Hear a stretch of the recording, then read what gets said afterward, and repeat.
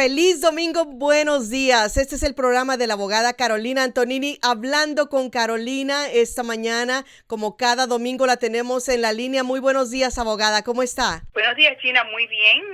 Gusto de estar contigo este domingo. Igualmente, abogada, muchas gracias por estar con nosotros el día de hoy. Tenemos un programa, como siempre, como todos los domingos, súper interesante acerca de inmigración. Y vamos a empezar con lo más importante, que es su número de teléfono y la información de su oficina para las personas que están buscando hacer una cita con usted. Con gusto. Mi teléfono es 678-956-8600. 678-956-8600. Puedes visitarme en mi página web, la cual es www.hablandoconcarolina.com. Mi oficina está en la Buford Highway, en la 2751 de la Buford Highway, directamente enfrente de las oficinas de la Asociación Latinoamericana. Creo que ya te expliqué o te dije, Gina, que estamos presentemente en el piso 8, pero espero que antes del fin del año nos mudamos para el 5º piso, donde vamos a tener un poquito más de espacio para recibir a personas. Por las razones de la pandemia, estamos dando citas por teléfono, por video. También tenemos citas en persona, pero no puede venir nadie sin tener cita previa. De nuevo, por seguridad a mis empleados y a las personas que nos visitan, pueden llamar al 678-956-8600 y pedir la cita si desean venir en persona, por video o por teléfono. Fantástico. Bueno, es la abogada Carolina Antonini esta mañana y tenemos un programa acerca de inmigración. Me gustaría que habláramos acerca de lo que el presidente Biden o su administración ha hecho con las leyes migratorias, cómo han cambiado, qué está pasando en este momento, abogada. Con gusto. Entonces, sabemos que el 20 de enero de este año que el presidente Biden tomó riendas, él emitió diversas órdenes sobre migración. Algunas de esas órdenes tienen vigor inmediato, pero hay otras cosas que él ha emitido ya que va a tomar tiempo para implementarse. Y, por supuesto, sabemos que lo que él ha hecho han sido órdenes presidenciales o propuestas al Congreso para propósitos de tener la posibilidad de pasar algo de ley. Son muchas cosas que han hecho, muchas órdenes. Por ejemplo, emitió el orden de que el programa de DACA, de la acción diferida para los que llegaron en infancia, se mantenga vigente y se mantenga abierta y operativa. Claro, esta orden presidencial ha sido en cierta manera limitada por las reglas del 5º circuito, donde pararon nuevos aplicantes al DACA. Entonces, quienes pueden aplicar para el DACA, pero su caso no puede ser resuelto hasta que la litigación del DACA termine. Sin embargo, es significante que la primera cosa que hizo el presidente fue, de acuerdo con lo que él puede hacer, instalar DACA completo. Él, cuando entró a la Casa Blanca, puso una pausa de 100 días, con algunas excepciones, contra las deportaciones, porque él quería tener tiempo para revisar lo que estaba pasando y emitir órdenes de cuáles eran las prioridades para deportación. Y, en fin, él hizo eso porque él subsecuentemente a su primera orden poniendo pausa a la deportación, él envió órdenes a los fiscales en la nación para que los fiscales consideren con discreción de su oficina de fiscal si deberían continuar procesos de deportación contra personas y si no. Y esta orden del presidente resultó en un memorándum y instrucciones para los fiscales para que consideren el cierre de ciertos casos, unirse a ciertos casos, empujar que los jueces otorguen ciertos casos. O sea, un grupo de instrucciones para que el fiscal en realidad utilice su poder. El presidente también revocó las prohibiciones de viaje para los nacionales de ciertos países, los cuales eran mayormente países africanos o musulmanos. Y entonces estuvimos muy contentos de que esas barras o prohibiciones fueron inmediatamente quitadas. Él extendió la protección a los liberianos, abrió la protección de TPS a venezolanos, abrió TPS a los haitianos, y suspendió las inscripciones al MPP, que es lo del asilo en la frontera. Sin embargo, el problema de la frontera continúa y yo pienso que este gobierno no tiene una visión clara acerca del gobierno, de lo que va a hacer con la frontera. Abogada, el presidente Biden ha pasado varias órdenes ejecutivas y claro, han ayudado muchísimo, pero al final el Congreso es quien pasa las leyes. ¿Usted piensa que van a pasar una ley de inmigración? Entonces, tú sabes, el presidente recién llegando a la Casa Blanca después de su caminata como nuevo presidente, introdujo la primera ley comprensiva de reforma migratoria y hasta ahora esa ley no ha sido considerada seriamente. Partes de esa ley han sido incluidos en otras propuestas de Congreso, las cuales han fallado, y presentemente tenemos una ley básicamente de gasto de dinero del gobierno, del cual los demócratas incluyeron ciertas partes de la reforma de Biden, incluyendo la ley del sueño, el Dream Act, la ley para permitir que los que tienen TPS ajusten estado, la ley para trabajadores adicionales en la agricultura. Estas tres grupos de reforma fueron incluidos en lo que se llama el Omnibus Bill, o la ley que pasó la Casa de Representantes, la cual es en mayoría demócrata y por eso lo pudieron pasar. Pero cuando llegó al Senado, esa ley, por reglas del Senado y el parlamentario, trataron de excluyeron, mejor dicho, la porción migratoria. Lo que están haciendo ahorita los congresistas demócratas, ellos están tratando de reducir el pedido migratorio para tratar de incluir a esta ley de gasto, aunque sea una porción o una parte de la ley migratoria, lo cual nosotros todos pensamos que si alguien tiene la oportunidad de pasar, potencialmente sería la ley del sueño.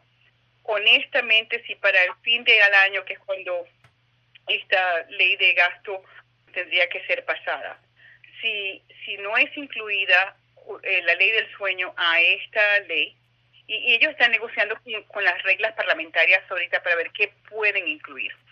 Pero si no es incluida al fin de este año, yo pienso que honestamente no podemos esperar ninguna reforma migratoria del Congreso sino hasta el fin del año que viene, porque el año que viene son las elecciones y como bien sabemos, cuando alguien está cursando para ser reelegido políticamente, el apoyar inmigración nunca ha sido una manera favorable de obtener votos. Así es. La respuesta es que en realidad no sabemos, tenemos esperanza, no se ve muy bien para mucha gente, pero todavía tenemos esperanza que para los soñadores ocurra algo relativamente rápido. Vamos a suponer que pase un cambio, abogada. La gente debe estar preparada. Siempre hablamos de preparación en este programa. ¿Qué es lo que puede hacer una persona? Acercarse, vamos a decir, a un notario público para que le ayude con la aplicación si pasa una nueva ley, o con un abogado, o qué es lo que debe hacer. Bueno, entonces, la primera parte de tu pregunta es muy clave para este tipo de situación, y es algo que yo veo repetidamente en cuando hay un cambio migratorio. Cuando el gobierno enuncia un cambio migratorio, una ley migratoria, inmediatamente la gente está súper desesperada, súper alientada y quiere inmediatamente aplicar. El problema es que en las leyes, aunque sean pasadas, no se hace el cambio tan rápido. Entonces, por ejemplo, presentemente han habido múltiples anuncios que prometen un cambio, y todos los cambios que ellos han prometido, asumiendo que pasa la ley, así sea la del sueño, la de los TPS, lo de la agricultura, van a tomar tiempo para implementarse. ¿Por qué? Porque una vez de que la ley pasa, se tienen que hacer regulaciones, instrucciones, formularios, etcétera. O sea, no se vería un impacto inmediato ni tampoco se podrían solicitar beneficios a corto plazo. Entonces, ¿qué es lo que pasa cuando una persona busca a alguien que no es experto en inmigración? En vez de ir con un abogado migratorio, se va a un servicio con un notario, van con un amigo, van con alguien que le hace los impuestos, pero no contrata a un abogado experto en inmigración.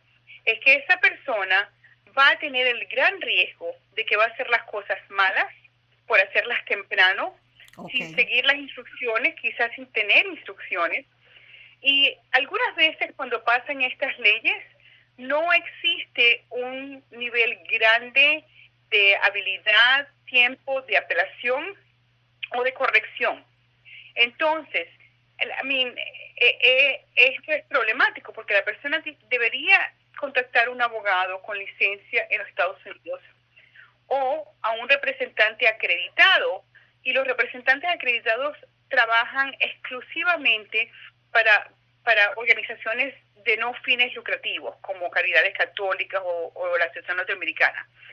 No notarios, no ayudantes, no gente que le hace los impuestos. Tienes que asegurarte que tu abogado tiene toda la información, sabe, es experto, puede hablar contigo acerca de cuándo, cómo. Las personas tienen que estar alerta de fraude notario, porque hasta que el Congreso apruebe una reforma migratoria, esa reforma se firma por el presidente y después pasan por regulaciones, y esas regulaciones son publicadas con las instrucciones. Cualquier persona que te está quitando dinero, que quiere cobrarle dinero, que quiere ponerlo en una línea de espera o ponerlo enfrente de la línea, todo eso es mentira. Muy bien, abogada. Y esto lo pregunto de los notarios públicos, por ejemplo, porque ellos le pueden ayudar a la gente con hacer la aplicación y todo eso, ¿verdad? Pero como usted menciona, es obviamente mucho mejor contratar a un abogado profesional. Pero, por ejemplo, si van con un notario y le arruinan el caso a una persona, ¿qué se puede hacer en ese momento? Bueno, y entonces tú traes un punto muy interesante cuando dices que la persona, claro, puede ser ayudada por un notario, puede ser ayudada por un notario por quien le dé la gana. Y los notarios en el estado de Georgia tienen la habilidad de hacer ciertas cosas. Por ejemplo, ellos pueden llenar formularios, ellos pueden traducir cosas, pero ellos no te pueden decir a ti qué formularios tienes que llenar, qué evidencia va a ser suficiente o no va a ser suficiente. Ellos no te pueden decir a ti, tú calificas para este programa o no, porque todas esas acciones son acciones de un abogado y no de un notario. Entonces, si tú vas con un notario y el notario te quita dinero, te hace los documentos mal, tú pierdes tu caso, tú pierdes tu dinero, no hay mucho que tú puedas hacer contra el notario. Tú puedes quejarte en la oficina del departamento en Georgia que el notario te hizo o no te hizo una cosa, pero el notario también va a decir, yo nada más llené los formularios que esta persona me pidió que llenara, yo no soy abogado y yo no fui quien tomó la decisión la tomó el cliente, y normalmente los notarios en realidad no tienen las consecuencias, o definitivamente no tienen las consecuencias tan severas como lo tiene la persona quien gastó su única oportunidad de arreglar después de tantos años tratando de contratar a alguien que no es experto. Entonces, si el notario te engaña, te promete, te dice qué hacer, te dice qué evidencia, etcétera, entonces tú puedes quedar herida mucho más de lo que jamás el notario va a ser herido. En el estado de Georgia, el máximo crimen del cual un notario puede ser culpado es un crimen menor si viola su obligación de no tratar de actuar como un abogado. Entonces, tienes que hablar con la persona, tienes que asegurarte que si son o no son abogados. El hecho de que un notario público es notario público aquí no significa lo mismo que significa en México o en Venezuela o en El Salvador. Tú puedes ser abogado y ser notario, pero el ser notario no te hace abogado. Así Entonces, es. si puedes denunciar a los notarios que tienen la intención de aprovecharse de ti, de aprovecharse de tu familia, y hay una organización que las personas pueden visitar, una página que es www.ncjb.org, stopnotariofraud.org. Te lo voy a deletrear. www.stopnotariofraud.org. Esta es una organización de no fines lucrativos que fue hecha únicamente para poder parar el fraude de los notarios. Increíble. Entonces, si hay una página de internet en donde uno se puede quejar, esto es grande. ¿Usted ha tenido problemas con algunos de sus clientes que han ido con notarios públicos, por ejemplo? Muchísimo, Gina. Yo hasta en este momento estoy viendo personas quienes ya le pagaron a un notario para que los pongan en una línea y los preapliquen o les pongan todo listo para cuando venga la amnistía. Pues, ¿cómo se van a preparar? Número uno, no ha pasado la amnistía. Número dos, no sabemos cuál es. No sabemos qué requisitos va a tener. Entonces, el pagarle a alguien para que supuestamente le pongan una línea que no existe es ridículo y es un robo, porque ese no es dinero que tú vas a ver de regreso. Abogada, denos su número de teléfono, por favor, para cualquier persona que tenga un caso de inmigración que quiera tratar con usted. Con gusto, es el 678-956-8600, 678-956-8600. Muy bien, este es el programa de la abogada Carolina Antonini, hablando con Carolina esta mañana, hablando acerca del tema de inmigración. Abogada, hablamos de los notarios públicos y lo que puede suceder si ellos hacen una aplicación, si se arruina un caso. Pero, por ejemplo, también hemos hablado acerca de contratar a abogados de inmigración que sean responsables, que tengan buena reputación, que tengan experiencia. Pero hay unos que realmente no tienen ninguna de esas cualidades, ¿verdad? ¿Qué pasa si un abogado le arruina un caso a una persona? Ok, entonces es medio cómico hablar acerca de la ventaja de ser maltratada por un abogado y no maltratado por un notario, ¿verdad? Sí. Pero la realidad es esta. Los abogados tienen más piel en el fuego. Si un abogado te echa a perder a ti el caso, tú tienes la habilidad de quejarte en el colegio de abogados. Quienes van a investigar al abogado, el colegio de abogados tiene la capacidad de quitarle a un abogado su licencia de ser abogado. O sea, si un abogado pierde su caso, el perder su caso puede resultar en que el abogado pierda la cosa con que trabaja, la habilidad de ser abogado. Entonces, ir al Colegio de Abogados de Georgia, por ejemplo, a hacer tu queja, es una deterrente muy efectivo a que un abogado te trate a ti bien, no te robe, haga las cosas bien. Entonces, esa es una cosa. Segundo, los abogados viven de reputación. Sí. Si un abogado te maltrata y si tú hablas mal de la persona, o sea, le dices a otra persona que tuviste mala experiencia, eso es mal negocio para un abogado. Entonces, el abogado tiene esa incentiva. Y finalmente, y quizás más importante, es que bajo las leyes migratorias existe una posibilidad de hacer una moción de reapertura a casos de deportación, etcétera, aunque no exclusivamente. Si nosotros podemos mostrar de que la razón que la persona falló es porque su abogado hizo las cosas mal. Entonces, esto es un utensilio muy poderoso que existe si tú vas con un abogado y el abogado no hace las cosas bien, pero no es algo necesariamente que existe si tú decides hacer las cosas solas o si vas con un notario, porque la mayoría de los notarios no van a ni siquiera firmar que ellos te ayudaron a hacer esas aplicaciones. Ni hay contratos ni absolutamente nada, ¿verdad, abogada? Bueno, hay contratos que no dicen lo que es, porque si dirían lo que es, el contrato básicamente estuviera autoacusándose de que ellos están haciendo más de lo que son permitidos hacer. Claro. Abogada, esto, regresando a lo de los abogados, de que uno puede hacer una queja, ¿verdad? De que alguien lo trató mal o que no hizo bien un caso, pero ¿cómo se puede medir lo que un abogado hace y lo que una persona dice? Por ejemplo, vamos a decir que un caso no es ganado o algo y la persona que estaba en ese caso dice, fue la culpa de mi abogado. O sea, ¿cómo se mide eso? Esa es muy buena pregunta también, Gina. Está llena de buenas preguntas. Ah, qué bueno, abogada. eh, Tú sabes, en la misma manera de que uno toma esta determinación, si estamos hablando de si el doctor echó o no echó a perder la cirugía, o el contador echó o no echó a perder los impuestos. Esto tiene que ver con buscar una opinión experta. Si tú vas con otro abogado experto en inmigración, quien puede revisar el archivo, puede revisar lo que se hizo, lo que no se hizo, lo que pagaste, lo que no pagaste, esa persona puede darte una opinión si la representación fue efectiva o no fue efectiva.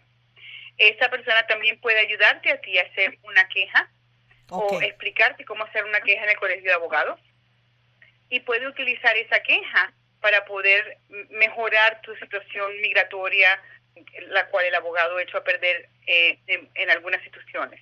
También, si el abogado hizo un trabajo malo, tú puedes demandar a ese abogado para el regreso o retorno del dinero que le pagaste en una demanda civil por medio de un abogado que hace ese tipo de demandas. O sea que siempre hay opciones, ¿verdad? Y es mejor buscar una segunda opinión antes de decir, bueno, pues ya me quedé sin caso, sin caso migratorio. Yo he tenido una gran porción, porque yo tengo de todo tipo de casos, pero yo tengo una porción saludable de casos que yo he logrado o abrir o seguir, donde la persona fue o no representada o mal representada, y a raíz de esa representación hemos podido básicamente alegar la mala representación y lograr que la persona sea repuesta al lugar donde debería tener que estar.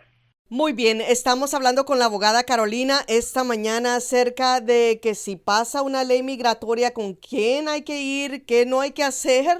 Y bueno, esto es para las personas que obviamente tienen una esperanza de que esto pueda cambiar, ¿verdad? Pero ¿qué pasa si se abre una ley o programa y una persona está en proceso de deportación o ya tiene orden de deportación, pero no lo han sacado, por ejemplo, físicamente? ¿Qué pasa con esas personas? ¿Pueden tener todavía un poquito de esperanza? Entonces, vamos a hablar de dos categorías de personas. La primera categoría de persona, que es la que tú me estás preguntando, es una persona que está en proceso de deportación, y la otra categoría de personas que ya cursaron por proceso de deportación, tienen una orden de deportación, pero no los han sacado del país, ¿ok? Entonces, si tú estás en proceso de deportación en frente de un juez, y tu caso, o en frente de la Corte de Apelación de Inmigración, pero tu caso todavía está pendiente, una orden final no ha sido dada, y pasa una reforma migratoria, una ley migratoria, la cual te da a ti la autoridad de mantenerte aquí, esa nueva reforma sirve como tu alivio contra la deportación, y depende del tipo de caso y de las instrucciones, puede ser hasta que el juez es la persona quien oye tu aplicación bajo el alivio nuevo y decide la aplicación a tu favor o en tu contra. Pero la gran mayoría de las amnistías o los programas que han pasado, en mi experiencia como abogada de inmigración, normalmente resultan que el juez de inmigración cierre la orden el caso de deportación contra la persona, para permitirles a ellos de que ellos apliquen en frente de inmigración. Entonces, el tener la reforma mientras estás con tu caso abierto es una cosa maravillosa. Claro. Pero vamos a decir que ya tú tienes una orden de deportación y pasa la reforma. Todavía no te han sacado, te estás aquí. Todavía estás probablemente a tiempo para actuar. Hasta ahora, todas, 100% de las reformas migratorias que yo he tenido de experiencia han tenido dos cosas maravillosas. Uno, o un periodo de tiempo para reabrir la orden de deportación sin problema. O dos, un perdón automático a una orden de deportación. Entonces, por ejemplo, Gina, cuando pasaron la ley NACARA, que era para centroamericanos que habían estado aquí, aplicado para asilo muchos años atrás, etcétera, la NACARA tuvo una opción para que las personas que tenían una orden de deportación simplemente hicieran una moción para reabrir su deportación. Y la NACARA nada más dio algo como 6 meses para someter esa moción, y después de los 6 meses creo que dio unos meses más para perfectar esa orden, o sea, para poder hacer lo que se necesitaba hacer. Entonces, mientras la persona está en los Estados Unidos, aunque sea en proceso de deportación o ya con el proceso de deportación cumplido, generalmente, la mayoría de las veces, el poder arreglar por una reforma no va a ser problema. Simplemente va a requerir pasos adicionales. Entonces, como dicen en inglés, it's not over till it's over, ¿verdad? O sea, tenemos esperanza. Hasta que cante el gallo. Así es, abogada. Se nos termina el tiempo. Muchísimas gracias por haber estado con nosotros. ¿Algo más que quiera agregar? Bueno, creo que se van a cansar de mí decir esto, pero están pendientes de que ahora ser vacunados por el COVID es un requisito para poder obtener la residencia. Si te necesitaban una incentiva adicional, porque el no ser muy enfermo o morir o no infectar a las demás personas o no poder parar esta infección mundial, si nada de eso era suficiente incentiva para que una persona hiciera lo responsable, se pusiera su vacuna, entonces tenemos una incentiva adicional, la cual es que si tú quieres arreglar papeles migratorios, tú tienes que ponerte la vacuna. Y recuérdense que todos hemos sido vacunados. Hemos tenido vacunas para el sarampión, para tantas enfermedades. Y yo nunca he visto que la gente se ponga necia con la vacuna. Así es. O sea, a todos los padres van y llevan a su hijo para que los vacunen contra el polio, porque nadie quiere que su hijo tenga polio o cualquiera de las otras vacunas que nos han dado a nosotros. No entiendo por qué en esta vacuna están dispuestos a poner en riesgo sus hijos, sus abuelos, ustedes mismos, su abogada. Claro que sí, abogada. Entonces, ahora tenemos la incentiva de que sin la vacuna nadie va al baile de la residencia legal. A ponerse la vacuna. Eso es un requisito muy pequeñito, abogada, para algo tan grande que puede pasarle en su vida, sinceramente. Absolutamente. Y tú sabes, la gente está diciendo que tiene miedo porque vacuna tiene consecuencias. No existe vacuna y nunca ha existido una vacuna que no tenga ciertas consecuencias. El punto de la vacuna es que reduce sustancialmente el número de personas que tienen consecuencias malas y reduce sustancialmente la enfermedad o el impacto que tuviera la enfermedad a una persona si ya está vacunada. Entonces, tú sabes, la palabra vacuna viene de la palabra vaca, porque las primeras vacunas fueron hechas dando cosas de la vaca e inyectándonoslas. Sí. Entonces, por eso se llama vacuna. O sea, si no tienes problemas poniéndote cositas de vaca en el piel, no tengas problema poniéndote una vacuna del COVID. Así mismo, abogada. Pues muchísimas gracias por haber estado con nosotros nuevamente. Su número de teléfono, dirección y su información. Con gusto, el teléfono 678-956-8600, 678-956-8600. Búscame en mi página web www.hablandoconcarolina.com y visítame mi oficina en la 2751 de la Buford Highway, directamente enfrente de la Asociación Latinoamericana, pero con cita previa. Ya lo saben, para cualquier caso de inmigración, la abogada Carolina Antonini. Abogada, muchas gracias nuevamente y que pase feliz domingo. Chao.